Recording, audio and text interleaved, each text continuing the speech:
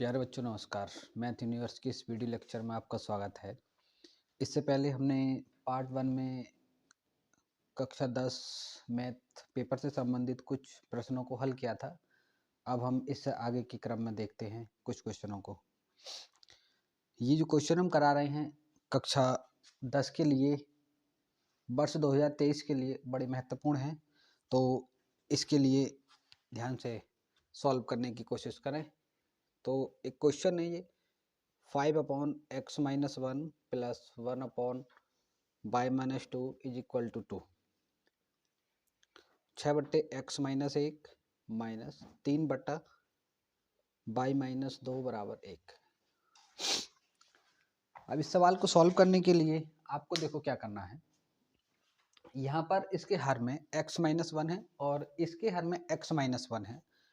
अच्छा, इसका और इसका हर सेम है, ठीक उसी प्रकार यहाँ y-2 है इसके हर में और इसके हर में y-2 है। तो अगर ये दोनों सेम हैं तो ये क्वेश्चन हमारा बड़ा सरल हो जाता है करना। तो हमें क्या करना है, इसमें जो है आपके लिए यहाँ पर लिखना, माना 1/x-1 बराबर p और 1/y-2 बराबर q। ये मान के इस क्वेश्चन को आगे बढ़ाते हैं।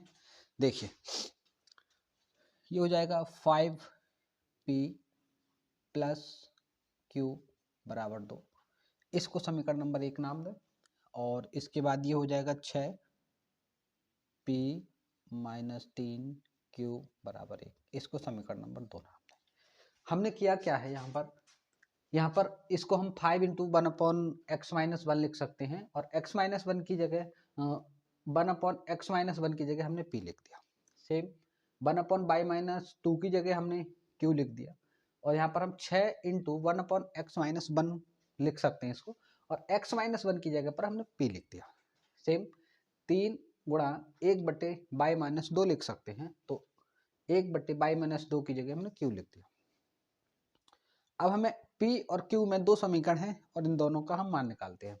तो हम क्या काम करते हैं, यहाँ पर q का जो गुणांक है -3 है और यहाँ पर q का जो गुणांक है वो 1 है। तो इन दोनों का गुणांक बराबर करने के लिए समीकरण 1 के लिए 3 से गुणा करते हैं। तो हम देखो क्या करते हैं, समीकरण 1 में 3 से गुणा करने पर 3 से गुणा करेंगे तो ये हो जाएगा 15p प्लस 3q बराबर 6। जब भी हम किसी समीकरण में किसी संख्या से गुणा या भाग करते हैं तो जो LHS में करते हैं वही RHS में करते हैं। जिस संख्या से LHS में गुणा कर रही हो वही संख्या से RHS में गुणा कर दो तो उस पर कोई भी प्रभाव नहीं पड़ता। ठीक, ये हमारा हो गया। अच्छा, इसके नीचे ये समीकरण नंबर, इसको लिख देना, समीकरण नंबर 1 में हमने 3 से गुणा करिए।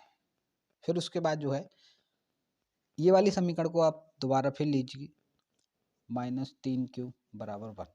अब आपने क्या करना है, इस q को काटना है हमारे लिए, तो इसका अपोजिट चिन्ह है तो आप यहाँ जोड़ने पर लिखेंगे। यदि इसका सेम चिन्ह है तो यहाँ पर आप घटाने पर लिखेंगे। तो हम यहाँ लिखेंगे जोड़ने पर, जोड़ेंगे तो ये कट जाएगा और ये हो जाएगा 21p बराबर 7। 21p बराबर 7 और यहाँ पर लिखेंगे 21p बराबर 7 और यहाँ पर p का मान निकालेंगे 7/21 यानी कि p बराबर 1/3। इसको यहीं छोड़ेंगे। अब p का मान चाहे समीकरण नंबर 1 में या समीकरण नंबर 2 में रखने पर पुनः q का मान प्राप्त कर लेंगे हम। तो हम समीकरण नंबर 1 से 5p प्लस q बराबर 2, p का हमने वैल्यू निकाला 1/3 तो यहाँ रखेंगे 5 गुणा 1/3 प्लस q बराबर 2। ये हो जाएगा आपका 5/3 प्लस q बराबर 2। अब q का वैल्यू यहाँ रखेंगे तो इसको इधर ले जाइए तो ये इसका चिन्ह बदल जाएगा 5/3। 3 दूनी 6, 6 में से 5 जाएगा, 1 बचेगा 1/3। इस प्रकार हमने यहाँ से p का वैल्यू निकाली और यहाँ से q का वैल्यू निकाली, दोनों का वैल्यू 1/3 आया है। अब हमें क्या करना है, जो हमने ये माना है यहाँ पर 1/x-1 बराबर p और 1/y-2 बराबर q, तो यहाँ पर बारी बारी से p और q का मान रखते हैं और यहाँ से x और y का मान ज्ञात करते हैं।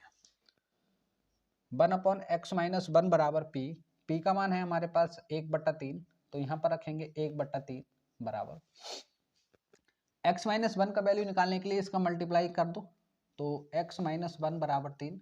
अब इसको इधर पहुंचाएंगे तो ये प्लस का हो जाएगा, तो x बराबर 4। इस तरीके से यहाँ से x का वैल्यू 4 आता है हमारे लिए। और अब इस वाली का इस्तेमाल करते हैं, 1/y-2 बराबर q। q का वैल्यू रखते हैं 1/y-2 बराबर 1/3। इसका तिरछी मल्टीप्लाई करते हैं तो 3 कम 3, इसकी गुणा इधर हो जाएगी, तो y-2 बराबर 3। ये इधर जाएगा तो ये हो जाएगा प्लस का 5। इस तरीके से हम x और y का मान ज्ञात कर लेते हैं। देखते हैं कुछ और क्वेश्चन।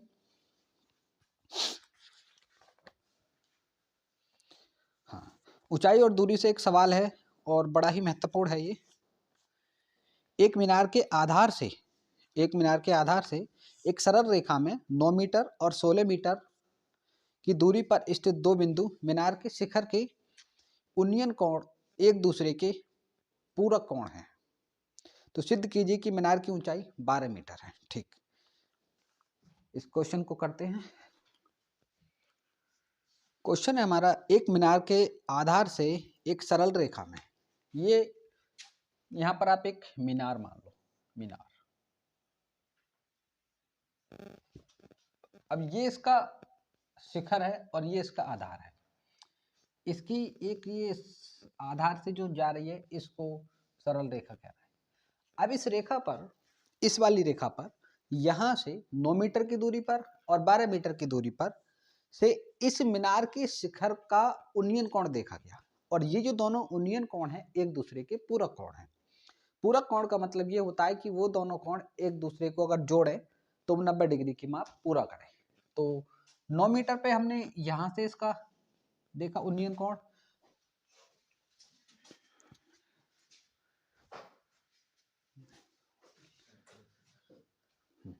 ये हमारी मीनार है और इसका नाम दे दो A और B।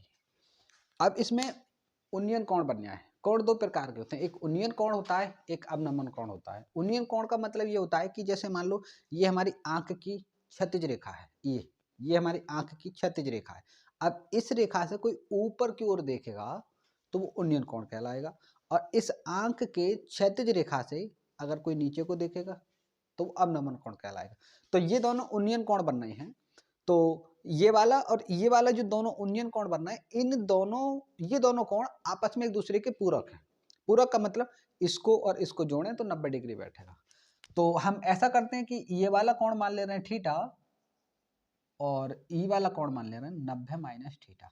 अब हम यदि इन दोनों कोणों को जोड़ेंगे, इसको और इसको, तो इनका जो योग होगा वो 90 होगा, ये पूरक हो जाएंगे। ठीक, मीनार की ऊंचाई हम मान ले रहे हैं h और हमको ये सिद्ध करना है कि मीनार की ऊंचाई है 12 मीटर। सिद्ध करना है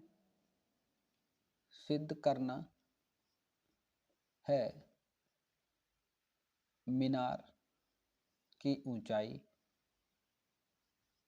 बराबर 12 मीटर, ये हमको सिद्ध करना है। चलिए, इसका नाम दे दिया हमने ए, बी और सी और डी। अब आपको इसमें दो समकोण त्रिभुज दिखाई दे रहे होंगे, आप बारी बारी से एक एक में चलते हैं। ठीक, पहले हम छोटे त्रिभुज में चलते हैं। समकोण त्रिभुज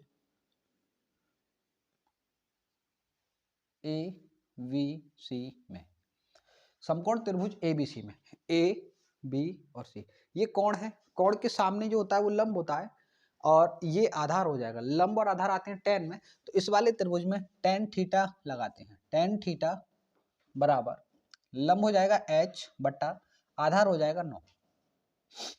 इसको समीकरण नंबर 1 नाम दे दो। ठीक, अब ये जो बड़ा वाला त्रिभुज है, ये वाला, इस वाले त्रिभुज में हम फिर tan का मान निकालते हैं, क्योंकि ये एंगल है, एंगल के सामने लंब हो जाएगा और ये यहां से यहां तक पूरा आधार हो जाएगा। तो बड़े वाले त्रिभुज में समकोण त्रिभुज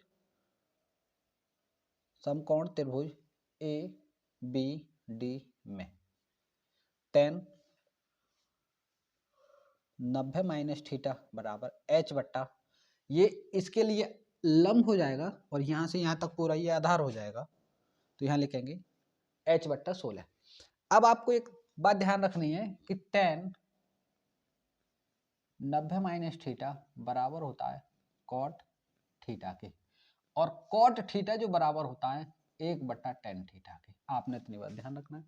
क्या बोले, 90 माइनस थीटा बराबर होता है कॉट थीटा के, और कॉट थीटा बराबर होता है 1/tan थीटा के। ठीक, हम यहाँ पर वही करते हैं, इसको करेंगे कॉट थीटा बराबर h/16, और इसके लिए हम लिख सकते हैं 1/tan थीटा बराबर h/16। ये समीकरण नंबर 2। अब आपने क्या करना है, समीकरण नंबर 1 का मल्टीप्लाई करना है समीकरण नंबर 2 से। तो समीकरण नंबर 1 ये है, तो LHS का मल्टीप्लाई LHS से करेंगे और RHS का मल्टीप्लाई RHS से करेंगे। ठीक, तो यहाँ पर इसका LHS जो है वो है tan थीटा, और इसका जो LHS है वो है 1/tan थीटा, और ये बराबर होगा, ये होगा h/9 और गुणा इसका जो RHS है वो है h/16। तो इस tan से ये tan खत्म, यहाँ बचा 1 बराबर, ये हो जाएगा h⁻2/9 गुणा 16। इसकी मल्टीप्लाई इधर कर दो, h⁻2 बराबर 9 गुणा 16, यानी कि h बराबर √9 गुणा 16। अब हम इसको इस तरह से लिख सकते हैं 3 गुणा 3 और गुणा 4 गुणा 4, तो यहाँ से 3 बाहर, यहाँ से 4 बाहर, तो 3 गुणा 4 यानी कि 12 मीटर। यही हमको सिद्ध करना था कि जो मीनार की ऊंचाई है वो कितनी है, 12 मीटर। इस तरीके से हमें इसमें ये बात ध्यान रखनी है कि ये कोण होता है, कोण के सामने लंब होता है, और जो समकोण होता है समकोण के सामने कर्ण होता है, बाकी जो साइड बची वो आधार होता है। ठीक, अच्छा, ये वाला कोण और ये वाला कोण एक दूसरे के पूरक हैं, इसका मतलब है इसका और इसका जो योग होना चाहिए वो 90 होना चाहिए। तो हमने क्या काम करा, हमने इसको थीटा मान लिया, तो इसको 90 माइनस थीटा मान लिया, ये हमने जोड़ा तो 90 आएगा। यदि कोई भी स्टूडेंट यहाँ पर थीटा मानता है और इसको 90 माइनस थीटा मानता है, तब भी उसका उत्तर सही आएगा।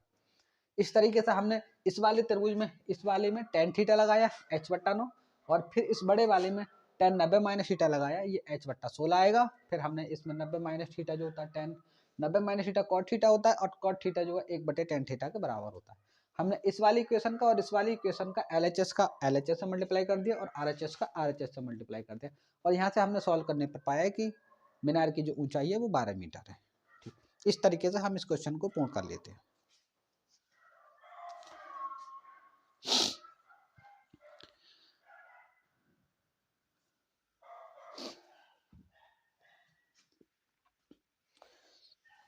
अब ये क्वेश्चन है आपका, के किस मान के लिए निम्नलिखित रैखिक समीकरण युग्मों के अपरिमित रूप से अनेक हल होंगे। ठीक, तो हम यहाँ पर एक रैखिक समीकरण लिख रहे हैं, kx प्लस 3y बराबर k-3 और 12x प्लस ky बराबर k। अब हमें k का मान ज्ञात करना है, k बराबर क्या होगा, ताकि समीकरण के अपरिमित हल हों, अपरिमित रूप से अनेक हल हों, अनेक हल हों। ठीक, यहाँ पर हमारे लिए 2 समीकरण दे रखी हैं, रैखिक समीकरण। रैखिक का मतलब x और 2 चर हैं, यानी कि x और y 2 हैं, और इसकी पावर अगर 1 है तो हम बोलते हैं इसको रैखिक समीकरण। ठीक, अब यहाँ पर हमें x और y में एक रैखिक समीकरण दे रखी है, और यहाँ पर भी x और y में एक रैखिक समीकरण दे रखी है, और एक जो हमारे पास चर राशि है, अचर राशि है k, उसका हमें वैल्यू निकालना है कि k का मान क्या होना चाहिए ताकि इस समीकरण का अपरिमित रूप से अनेक हल हो। तो अपरिमित रूप से अनेक हल होने के लिए एक कंडीशन है, आपको उसको ध्यान रखेंगे तो ये सवाल बहुत जल्दी सॉल्व हो जाएगा। तो आपने क्या करना है, a1/a2 ऐसे लिखेंगे, अपरिमित रूप से, अपरिमित रूप से अनेक हल के लिए, अपरिमित रूप से अनेक हल के लिए a1/a2 बराबर होता है b1/b2 बराबर होता है c1/c2। आप इस वाली कंडीशन को ध्यान रखेंगे।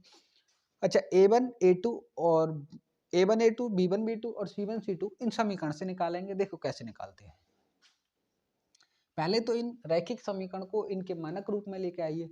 मानक रूप का मतलब है इस समीकरण के एक और जीरो होना चाहिए और एक और सब राशियां होनी चाहिए, चर और अचर दोनों वाले।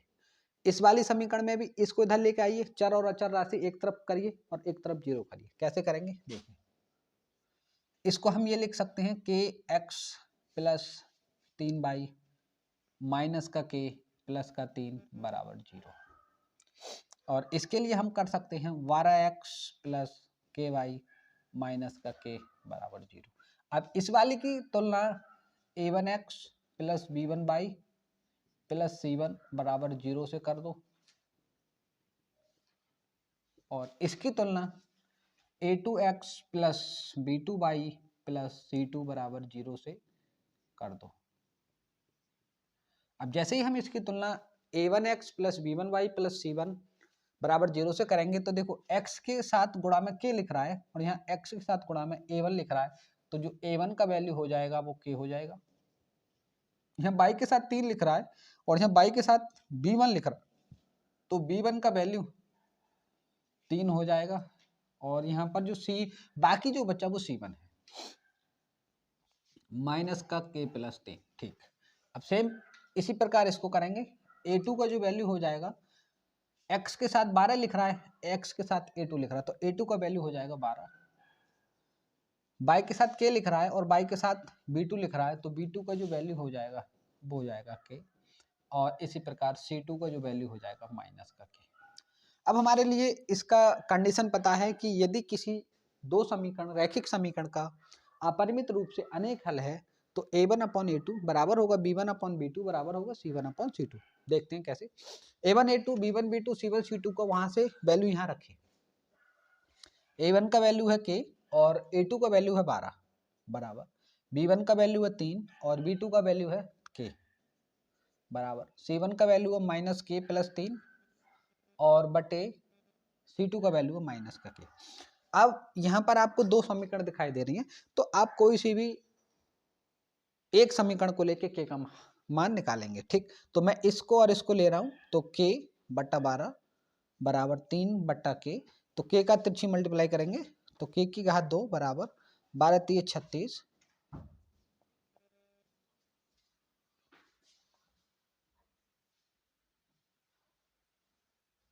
ठीक, k की घात 2 बराबर 36, तो k बराबर अंडर रूट ऑफ 36, यानी कि k बराबर अंडर रूट ऑफ 36 आया है, तो हम इसको लिख सकते हैं k बराबर अंडर रूट ऑफ 6 गुणा 6, यानी कि ये वर्गमूल में से एक जोड़ा बाहर आ जाएगा, ये 6 और इसके आगे हो जाएगा प्लस और माइनस। तो k का वैल्यू प्लस 6 और माइनस 6 रखने पर इस समीकरण के अपरिमित रूप से अनेक हल हो सकते हैं। या तो k का वैल्यू प्लस 6 रख दीजिए या k का वैल्यू माइनस 6 रखेंगे तो ये दो जो समीकरण हैं इसके अपरिमित रूप से अनेक हल हो जाएंगे। अपरिमित रूप से अनेक हल का जो ग्राफ होता है जरा देखें, जरा इसका जो ग्राफ होता है, जैसे हमारे पास ये एक x कोऑर्डिनेट है और ये एक y कोऑर्डिनेट है। अगर मान लो कोई रेखा इस तरीके से जा रही है तो जो दूसरी वाली रेखा भी है वो भी सेम टू सेम इसके ऊपर ही जाएगी। इसका मतलब ये ऊपर वाली रेखा और नीचे वाली रेखा एक दूसरे के ऊपर होते हैं और इस तरीके से इसके अपरिमित रूप से अनेक हल होते हैं। ठीक,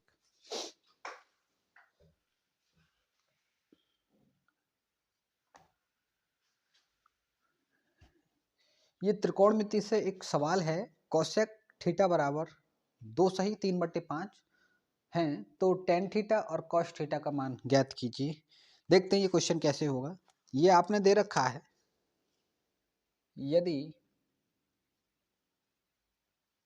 कोसेक थीटा बराबर 2 सही 3/5 है तब टेन थीटा बराबर क्या होगा और कॉस थीटा बराबर क्या होगा। ठीक, तो इस तरह का कोई सा भी सवाल यदि आपको मिलता है तो देखिए आप उसमें किस तरीके से हल करेंगे। सबसे पहले आपको इसका वैल्यू दे रखा है तो इससे ही आपको सॉल्व करना है। तो इसको लिखेंगे कोसेक थीटा बराबर, ये सही बट्टे में लिख रहा है, इसको सही करेंगे 5 दूना 10 और 3 13/5। अब आपको कोशेक थीटा का यहाँ पर सूत्र ध्यान करके लिखना है। कोशेक थीटा बराबर होता है कर्ण बट्टा लंब, कर्ण बट्टे लंब।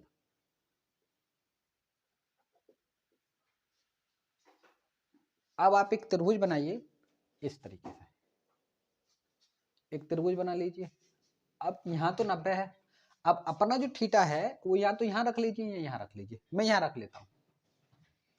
अब थीटा के सामने जो होगा वो लंब होगा और समकोण के सामने जो होगा वो कर्ण होगा। थीटा के सामने वाली भुजा सदैव लंब होगी और समकोण के सामने वाली भुजा सदैव कर्ण होगी। अब बाकी जो बची वो आधार होगी, ये आप ध्यान रखें। ठीक, अब हमारे लिए कर्ण का वैल्यू कितना दे रखा है 13। ठीक, अच्छा लंब कितना दे रखा है 5। अब आपने आधार निकालना है, तो या तो आप 5 12 13 एक पाइथागोरियन त्रिक होता है उसको ध्यान रख लीजिए, और नहीं तो आप इसमें पाइथागोरस प्रमेय का इस्तेमाल करके इस आधार को निकालेंगे। ठीक, तो इसका मैं नाम दे रहा हूँ ए बी सी, त्रिभुज ए बी सी में पाइथागोरस प्रमेय से, पाइथागोरस थ्योरम से क्या होती है पाइथागोरस प्रमेय, कर्ण की घात 2 बराबर आधार की घात 2 प्लस लंब की घात 2। अब इसमें कर्ण क्या है, कर्ण है 13, 13 की घात 2 बराबर आधार क्या है, आधार तो हमें निकालना है और लंब कितना है 5 की घात 2।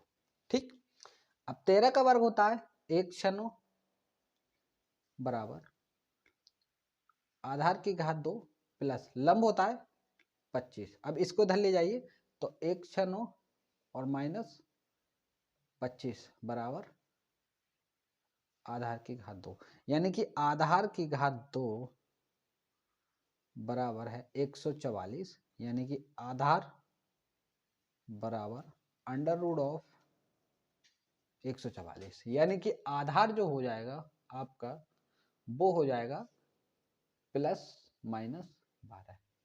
तो माइनस तो कोई भुजा होती नहीं है, तो हम इसमें प्लस वाली वैल्यू को कंसीडर करेंगे। ठीक, अब हमारे लिए टेन थीटा का और कॉस थीटा का वैल्यू निकालना है, तो आप यहाँ ध्यान रखेंगे जो टेन थीटा होता है वो होता है लंब बट्टा आधार। तो इस त्रिभुज का लंब क्या हो जाएगा 5 और आधार क्या हो जाएगा 12, ये हो जाएगा आपका 5/12। ठीक, और हमें निकालना कॉस थीटा, तो ये होता है आधार बट्टा कर्ण। तो आधार कितना है इसमें 12 और कर्ण कितना है 13। तो इस तरीके से हम इसमें जो अन्य त्रिकोणमितीय अनुपात हैं sine cos tan cot sec cosec, किसी का भी वैल्यू अगर निकालना हो तो इसी तरीके से हम सबका वैल्यू निकाल सकते हैं।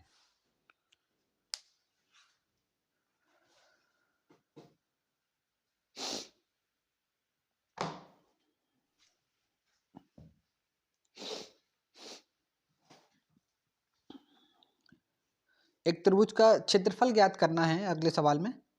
एक त्रिभुज का क्षेत्रफल ज्ञात कीजिए जिसके शीर्ष के निर्देशांक a, b प्लस सी तथा b, c प्लस सी तथा c, a प्लस बी हैं। तो इसका त्रिभुज का क्षेत्रफल ज्ञात करना है। ठीक है, तो हम सबसे पहले एक त्रिभुज बना लेते हैं और इसका जो शीर्ष है उसका नाम दे देते हैं a, b और c। ठीक, अब हम बारी बारी से a का कोऑर्डिनेट मान ले रहे हैं a, b प्लस सी, और v का कोऑर्डिनेट मान ले रहे हैं b, c प्लस a, और c का कोऑर्डिनेट मान ले रहे हैं c, a प्लस बी। अब हमें इस त्रिभुज का क्षेत्रफल ज्ञात करना है। ठीक, तो इस त्रिभुज का क्षेत्रफल ज्ञात करने के लिए आप सूत्र याद रख सकते हैं इसका, और अगर सूत्र याद करने में किसी को दिक्कत हो तो एक मैं छोटी सी आपको ट्रिक बता रहा हूँ, उसको याद रखें तो बहुत आसानी से इसका सवाल हो जाएगा। ठीक, तो आपने क्या करना है, यहाँ पर दो खड़ी लाइनें खींच लेना है इस तरीके से। ये जो पहला कोऑर्डिनेट है इसको आप यहाँ लिख दीजिए a, और x वाला इधर लिखना है और y वाला कोऑर्डिनेट इधर लिखना है b प्लस सी। अगला जो लिखना है वो इसके नीचे लिख दो b और c प्लस a। अगला जो लिखना है वो इसके नीचे लिख दो c, a प्लस बी। अब तीनों कोऑर्डिनेट हमने यहाँ पर लिख दिए, अब जो सबसे ऊपर लिखा है वही सबसे नीचे लिख दो। ठीक, a बी प्लस सी। अब देखिए त्रिभुज का जो क्षेत्रफल का जो सूत्र होता है, आपने इसे ध्यान रखना है, त्रिभुज का क्षेत्रफल बराबर 1/2 लगाएंगे और बड़ा ब्रैकेट शुरू करेंगे, अब छोटा ब्रैकेट शुरू करेंगे।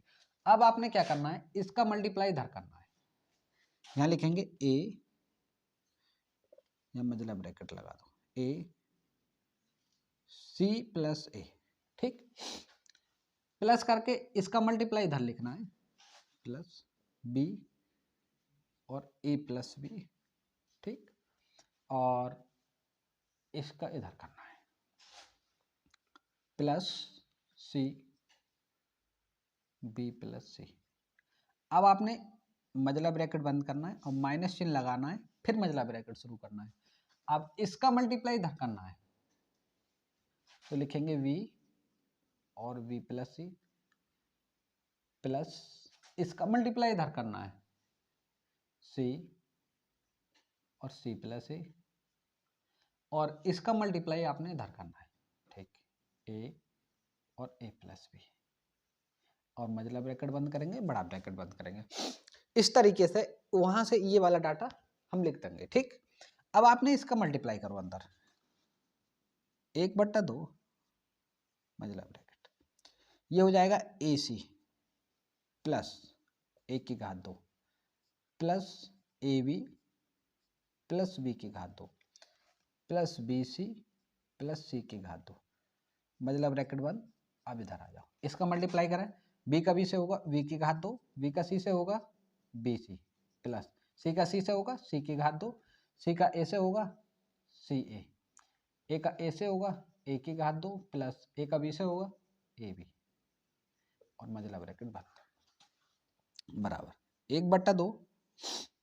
अब इसको तो आप ऐसे ही लिख दीजिए, ए सी प्लस ए की घात 2 plus A B plus B की घात 2 प्लस बी सी और प्लस सी की घात 2, ठीक। अब इसमें माइनस का मल्टीप्लाई इस पूरी ब्रैकेट में होगा, ऐसे करके ये ब्रैकेट हट जाएगा, और माइनस प्लस का मल्टीप्लाई माइनस होता है, तो ये हो जाएगा माइनस, सब जगह माइनस हो जाएगा, माइनस बी सी माइनस सी की घात 2 माइनस सी ए माइनस ए की घात 2 माइनस ए बी, ठीक, और ये बड़ा ब्रैकेट। अब देखेंगे आप यहाँ पर ए सी प्लस का है और यहाँ पर ए सी माइनस का, तो ये इससे खत्म हो जाएगा, ए स्क्वायर प्लस का है और ए स्क्वायर माइनस का, ये इससे खत्म हो जाएगा, ए बी प्लस का है, यहाँ ए बी माइनस का है, तो इससे ये खत्म हो जाएगा, बी स्क्वायर प्लस का है, बी स्क्वायर माइनस का है, इससे ये खत्म हो जाएगा, बी सी प्लस का है, बी सी माइनस का है, इससे ये खत्म हो जाएगा, सी स्क्वायर प्लस का है, सी स्क्वायर माइनस का है, इससे ये खत्म हो जाएगा, तो आपने अंदर क्या बचेगा, 0, और इसका जो वैल्यू आएगा वो 0 आएगा, यानी कि एरिया जो होगा त्रिभुज का वो 0 आएगा, यानी कि ये जो तीनों बिंदु हैं वो संरेख होंगे। यदि त्रिभुज का क्षेत्रफल 0 आता है तो वो तीनों बिंदु संरेख कहलाते हैं, ठीक।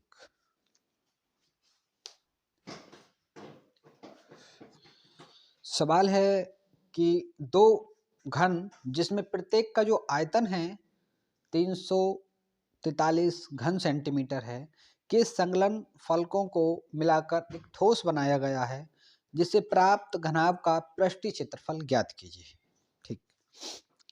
आपने दे रखा है कि एक इस तरीके का घन है, घन वो होता है जिसकी तीनों भुजाएं, लंबाई चौड़ाई ऊंचाई सभी सेम होती हैं, ये घन है, इस तरीके के दो घन है, और इसका जो आयतन दे रखा है यानी कि V वॉल्यूम वो दे रखा है आपको 343 सेंटीमीटर की घात 3। अब कह रहे हैं कि एक घन तो ये है और एक और घन है, और उन दोनों को चिपका के रख दिया है, तो वो जो आकृति बन रही है घनाभ जैसी, उसका संपूर्ण पृष्ठ क्या होगा, ठीक। देखते सबसे पहले हमें क्या करना है, इस घन का एक साइड मान लीजिए A, इस तरीके से। अब इसका ये भी A है, इसका इधर भी A होगा, और इसका जो ऊंचाई है वो भी A होगा। अब ऐसा ही एक घन और है इनके पास, उन दोनों को चिपकाकर उन्होंने इस तरीके से रखा है, जरा बनाने की कोशिश करते हैं।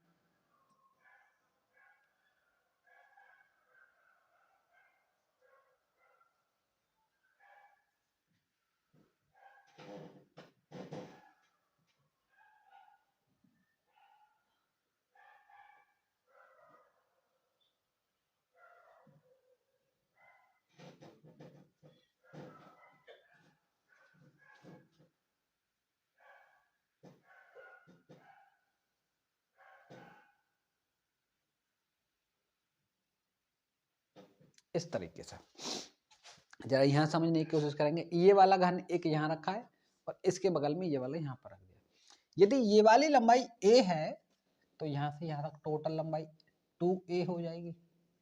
यदि ये वाली a है तो यहाँ पर तो ये a ही रहेगी, और यदि ये वाली a है तो ये वाली भी a रहेगी। अब तुम्हें इसका संपूर्ण पृष्ठ निकालना है, तो संपूर्ण पृष्ठ निकालने के लिए तुमको a का पता होना चाहिए, और a का वैल्यू मिलेगा इसके आयतन से। तो जो घन का आयतन होता है, घन का आयतन वो होता है a⁻3। तो जो v है, v बराबर a⁻3। अच्छा, v का वैल्यू दे रखा है तुम्हें 343 बराबर a⁻3। अब a का वैल्यू निकालने के लिए 343 को घनमूल में जाना पड़ेगा, 343। तो हम इसको लिख सकते हैं 7 × 7 × 7। तो ये घनमूल से 3 का जोड़ा बनेगा तो बाहर, इसकी चोंच में ये करनी में जितना लिखा होता है उतने का जोड़ा बनेगा तब बाहर आएगा। तो इसकी जो साइड आ जाएगी ए, यहाँ पर 3 लिख रहा है करनी में, तो 3 का जोड़ा बनेगा तब बाहर आएगा। तो एक जो साइड है वो आ जाएगी आपकी 7 सेंटीमीटर। अब इसमें ये लंबाई हो जाएगी घनाभ की, घनाभ के लिए लंबाई हो जाएगी 2a, चौड़ाई हो जाएगी a, और ऊंचाई हो जाएगी a। घनाभ का संपूर्ण पृष्ठ का जो सूत्र होता है वो होता है 2 लंबाई गुणा चौड़ाई प्लस चौड़ाई गुणा ऊंचाई प्लस ऊंचाई गुणा लंबाई। ठीक, ये सूत्र होता है। लंबाई गुणा चौड़ाई 2 गुणा लंबाई गुणा चौड़ाई प्लस लंबाई चौड़ाई गुणा ऊंचाई प्लस ऊंचाई गुणा लंबाई। अब लंबाई आपके लिए 2a, तो 2a इंटू चौड़ाई है आपके लिए a, खत्म, प्लस चौड़ाई आपके लिए a और ऊंचाई है a, और ऊंचाई आपके लिए a और लंबाई है आपके लिए 2a, इस तरीके से।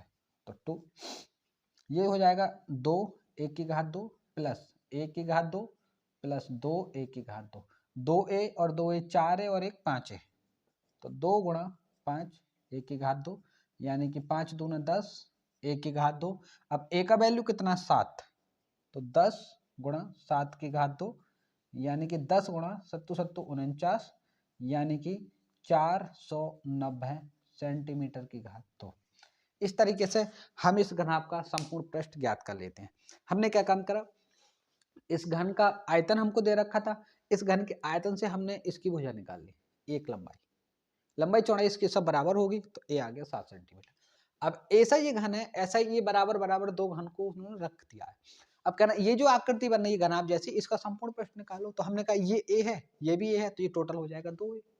ये a है और ये भी a, तो हमने क्या काम करा, ये लंबाई होगी 2a, चौड़ाई होगी a, ऊंचाई होगी a।